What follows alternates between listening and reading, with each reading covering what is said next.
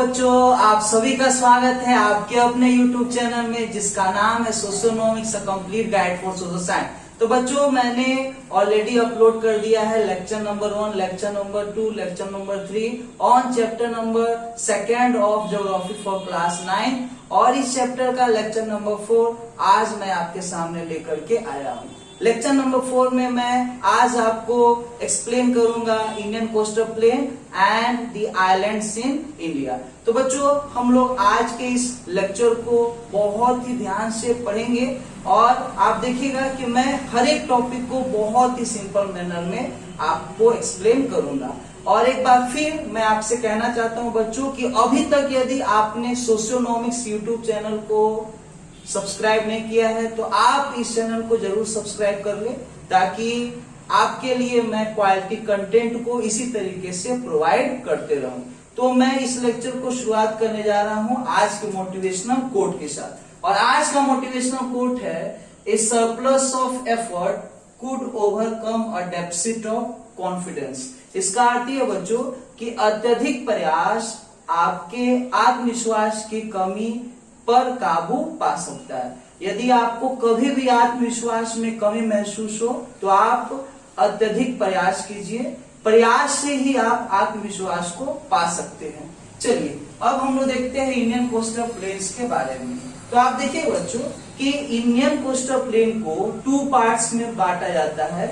एक होता है वेस्टर्न कोस्टल प्लेन और एक होता है ईस्टर्न कोस्टल प्लेन। बच्चों आप देखिएगा कि जो वेस्टर्न कोस्टल प्लेन है वो लैंड मास है between the Western Ghat and the Arabian Sea और Eastern coastal Plain land mass है between the Bay of Bengal and the Eastern Ghat. आप देखिएगा कि ये जो आपका वेस्टर्न कोस्टल प्लेन है और ईस्टर्न कोस्टल प्लेन है इसको डिवाइड किया गया है अलग अलग पार्ट्स में। तो आप देखिए बच्चों कि दमन से लेकर के गोवा के बीच में जो वेस्टर्न कोस्टल प्लेन का पार्ट है इसे कोंकण प्लेन कहते हैं और गोवा से लेकर के मैंगलोर तक जो वेस्टर्न कोस्टल प्लेन का पार्ट है उसे कन्नड़ प्लेन कहते हैं और मैंगलोर से लेकर के कन्याकुमारी तक, ये आप देख रहे कन्याकुमारी, मैंगलोर से लेकर के कन्याकुमारी के बीच में जो वेस्टर्न कोस्टल प्लेन का पार्ट है उसे मालाबार प्लेन कहा जाता है। फिर आप देखिए बच्चों कि इसी प्रकार से ईस्टर्न कोस्टल प्लेन को भी बांटा गया है। ईस्टर्न कोस्टल प्लेन की बात करें तो कन्याकुमारी से लेकर के आंध्र प्रदेश के बीच में ईस्टर्न कोस्टल प्लेन का जो भाग है उसे कोरोमंडल कोस्ट कहते हैं और आंध्र प्रदेश से वेस्ट बंगाल के बीच में जो ईस्टर्न कोस्टल प्लेन का पार्ट है उसे नॉर्थ सिरकार कहा जाता है। आप बच्चों इसे ध्यान से देखिएगा तो आपका जो ईस्टर्न कोस्टल प्लेन है वो वेस्टर्न कोस्टल प्लेन से ज्यादा वाइड है। इसका कारण क्या है? तो आपको मैं कारण बताता हूं कि इंडिया में ज्यादातर जो रिवर्स है वो बे ऑफ बंगाल में फॉल करता है और रिवर्स के द्वारा जो भी सिल्ट सैंड पार्टिकल्स लाए जाते हैं वो ईस्टर्न कोस्टल प्लेन में जाकर के डिपोजिट होते रहता है और इस वजह से ईस्टर्न कोस्टल प्लेन में बहुत सारे डेल्टा का फॉर्मेशन होता है और इस वजह से जो आपका ईस्टर्न कोस्टल प्लेन है वो ज्यादा वाइड है वेस्टर्न कोस्टल प्लेन के मुकाबले।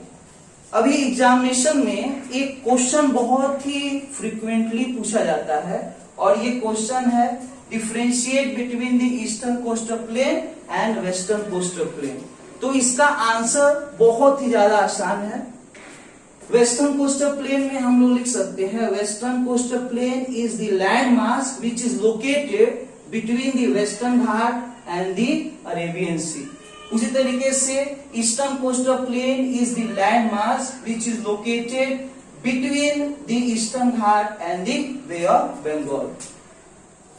Western Ghat is comparatively less wide whereas the eastern ghat is comparatively more wide. In eastern coastal plain there is rarely formation of the deltas and in eastern coastal plain large number of deltas are formed. फिर आप देखिए बच्चों कि आपका जो eastern coastal plain है इधर बहुत ज्यादा मात्रा में आपको सी पोर्ट्स दिखेंगे और वेस्टर्न कोस्टल प्लेन में सी पोर्ट्स हैं लेकिन कम है। इसका कारण ये है कि जो आपका ईस्टर्न कोस्टल प्लेन है इसका डेप्थ ज्यादा है in comparison to the western coastal plain, इसीलिए सुटेबल कंडीशन सी पोर्ट्स को बनाने के लिए ज्यादा पाया जाता है ईस्टर्न कोस्टल प्लेन में in comparison to western coastal plain. और यही रीजन है कि आपका ईस्टर्न कोस्टल प्लेन में ज्यादा सी पोर्ट्स है और वेस्टर्न कोस्टल प्लेन में कम सी पोर्ट्स है। आप देखिएगा बच्चों कि कोस्टल प्लेन हमारे देश के लिए बहुत ही ज्यादा इंपॉर्टेंट है। कोस्टल प्लेन में बहुत सारे सी पोर्ट्स है। सी पोर्ट्स इंटरनेशनल ट्रेड में हमारे देश को मदद करता है, जिससे हमारा देश जो है बहुत ज्यादा मात्रा में फॉरेन एक्सचेंज को अर्न करता है। जो आपका कोस्टल प्लेन है यहाँ पे सॉल्ट का प्रोडक्शन बहुत ज्यादा होता है और इससे हमारे देश का जो इकोनॉमी है उसको आगे बढ़ने में मदद मिलता है। जो भी कोस्टल प्लेन में रहने वाले लोग हैं उनके लिए फिशिंग एक बहुत ही बड़ा जरिया है अपने लाइवलीहुड को अर्न करने का।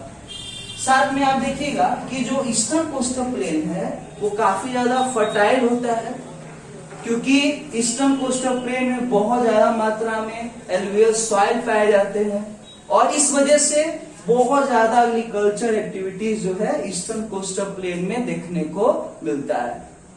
यही सब कारण है कि कोस्टल प्लेन हमारे देश के लिए बहुत ही ज्यादा इंपॉर्टेंट है and coastal Plain is the way for the economic growth and development of the nation. तो बच्चों अब हम लोग पढ़ेंगे इंडियन आइलैंड्स के बारे में। चलिए तो अब हम लोग पढ़ने वाले हैं groups of island in India.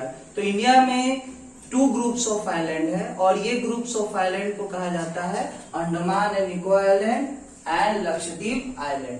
तो बच्चों आप एक चीज ध्यान रखिएगा कि अंडमान एंड निकोबार आइलैंड में बहुत सारे आइलैंड्स हैं और इन आइलैंड्स के समूह को ही अंडमान एंड निकोबार आइलैंड कहा जाता है। वैसे ही लक्षद्वीप आइलैंड में भी बहुत सारे आइलैंड्स हैं और इनके ग्रुप्स को ही लक्षद्वीप आइलैंड्स कहा जाता है।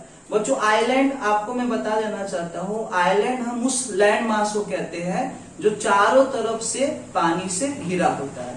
चलिए सबसे पहले हम लोग बात करते हैं अंडमान एंड निकोबार आइलैंड के बारे में।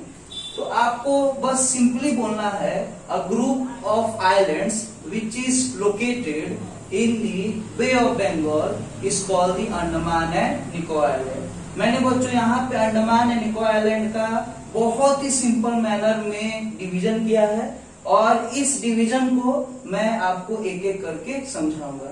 तो बच्चों आप देखिएगा कि जो सबसे ऊपर वाला पार्ट है अंडमान एंड निकोबार आइलैंड का उससे नॉर्थ अंडमान कहा जाता है और नॉर्थ अंडमान में ही अंडमान एंड निकोबार आइलैंड का हाईएस्ट पीक है जिसे सैडल पीक कहा जाता है। अभी नॉर्थ अंडमान के नीचे वाला जो पार्ट है उसे मिडिल अंडमान कहा जाता है और मिडिल अंडमान के नीचे वाले पार्ट को साउथ अंडमान कहा जाता है।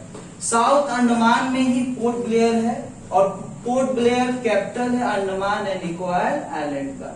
फिर आप देखिएगा साउथ अंडमान के बाद जो पार्ट आता है अंडमान निकोबार आइलैंड में उसे कहते हैं निकोबार आइलैंड। अब निकोबार आइलैंड को भी हम लोग बांटते हैं, सबसे ऊपर में कार निकोबार, फिर लिटिल निकोबार, फिर great Nicobar.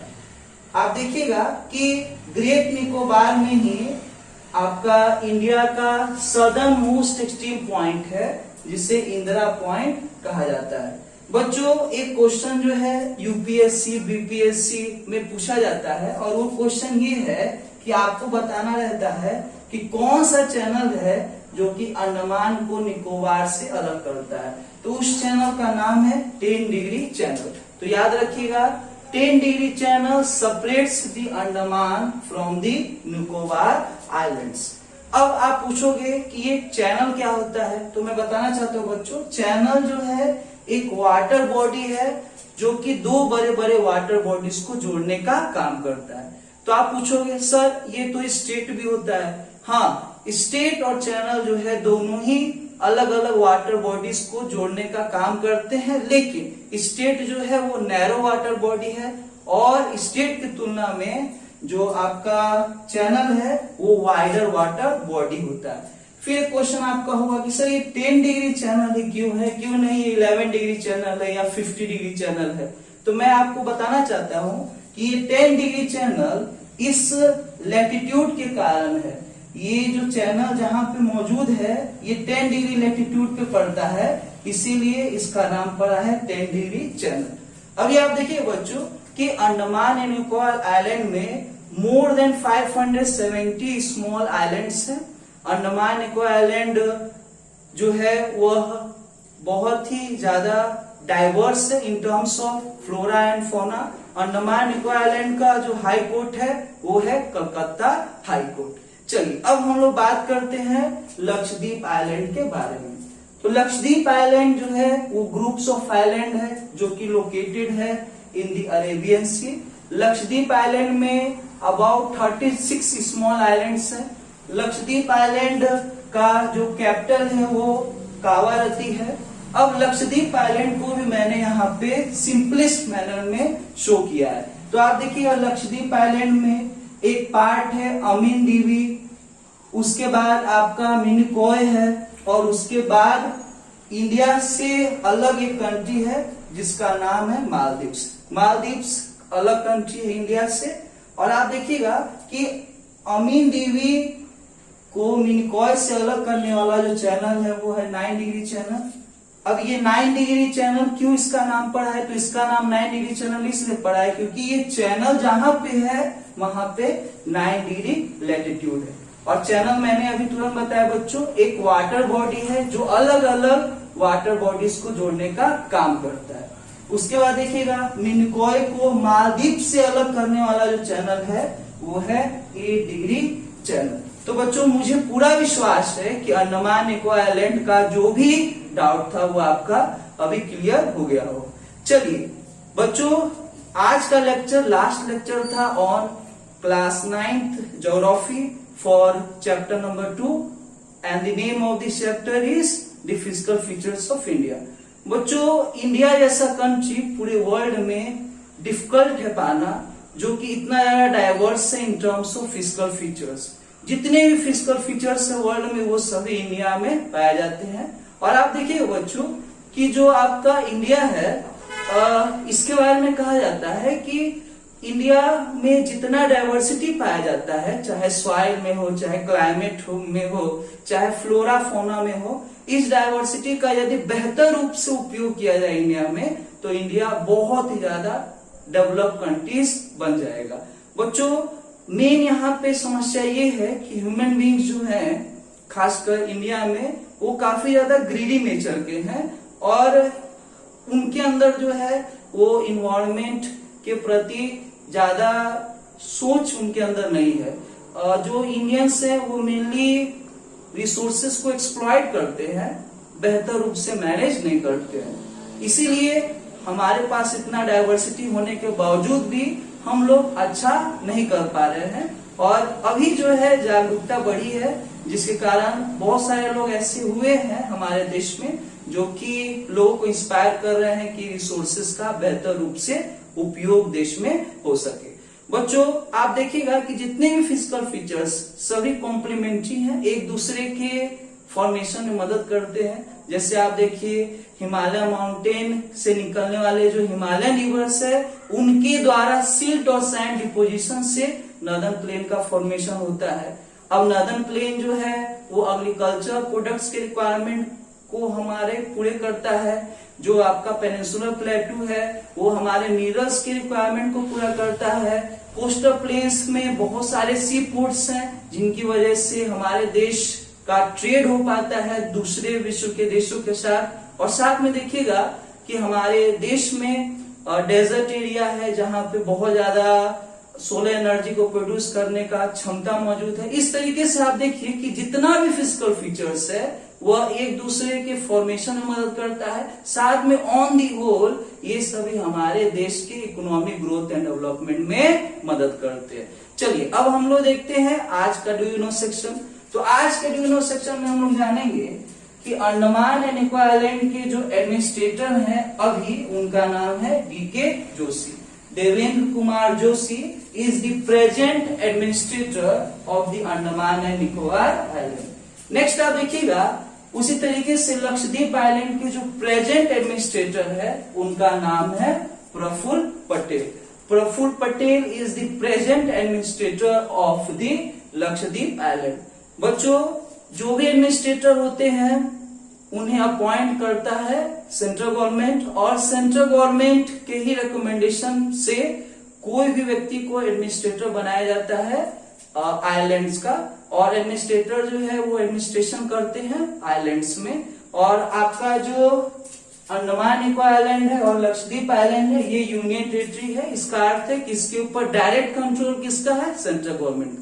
So students, if you like my video on this chapter, so you just subscribe my channel and motivate me so that I can make more such interesting videos for you in the future, and never forget to share my channel with others. Thank you very much.